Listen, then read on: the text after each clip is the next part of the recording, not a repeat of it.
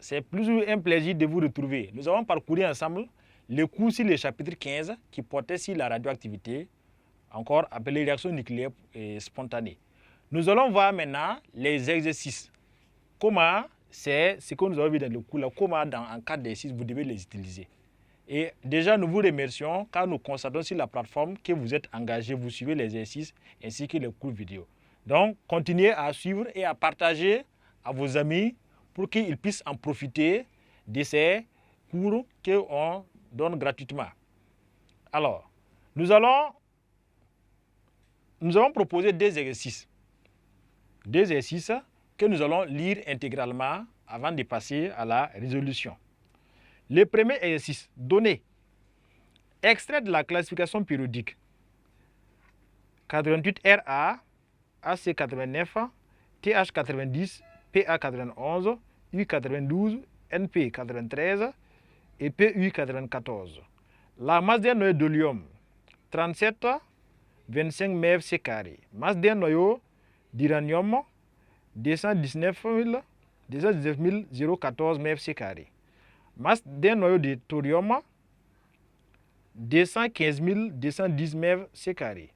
Nombre d'Avogadro, 6,0D 10 puissance 23.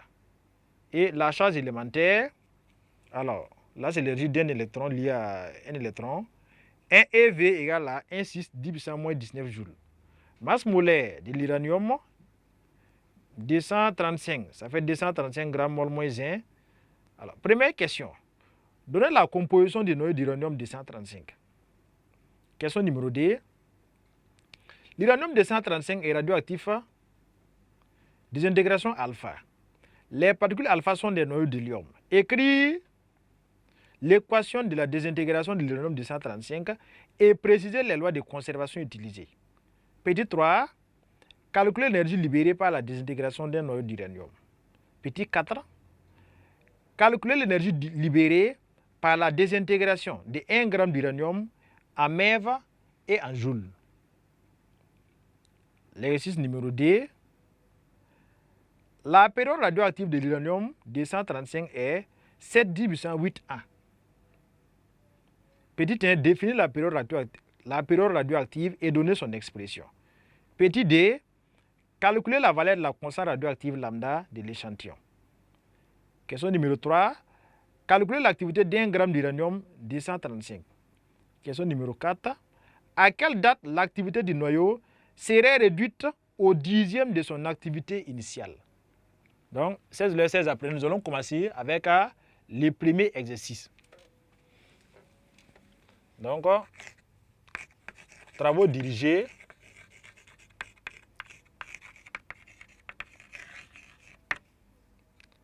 Donc, qui porte sur la radioactivité.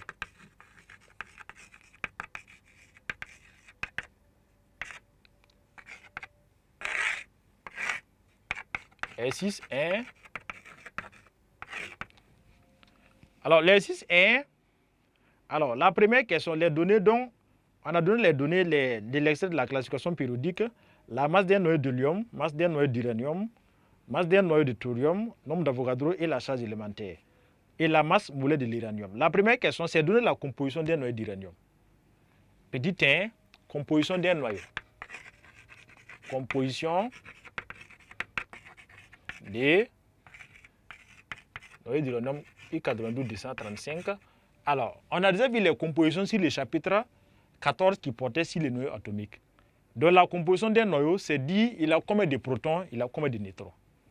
Ici, le nombre qui est en bas correspond au nombre de protons.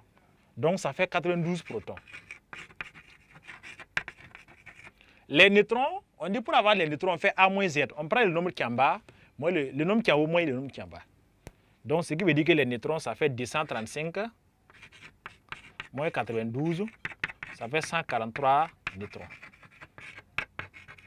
Donc, voici pour la composition du noyau d'uranium. Question numéro 2. L'uranium 235 est radioactif alpha, où les particules alpha sont des noyaux d'hélium. Écris l'équation de la désintégration de l'uranium et précisez les lois de conservation utilisées. Question numéro 2. Équation de la désintégration.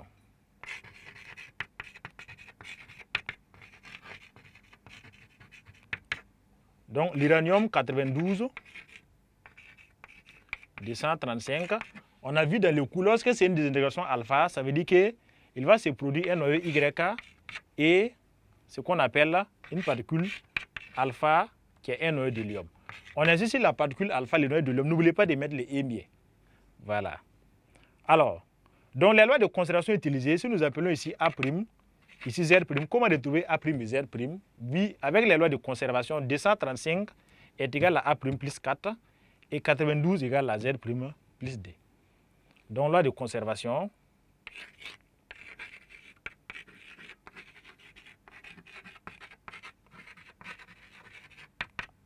Donc, nombre de masse.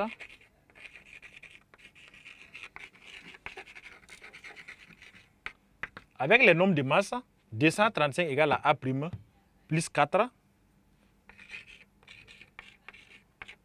A' plus 4. Donc, ça veut dire que A' serait égal à combien? Donc, 235 égale à A' plus 4. Donc, A' égale à 235 moins 4. Donc, ce qui va nous donner 231. Alors, maintenant, la conservation du nombre de charges. Nombre de charges.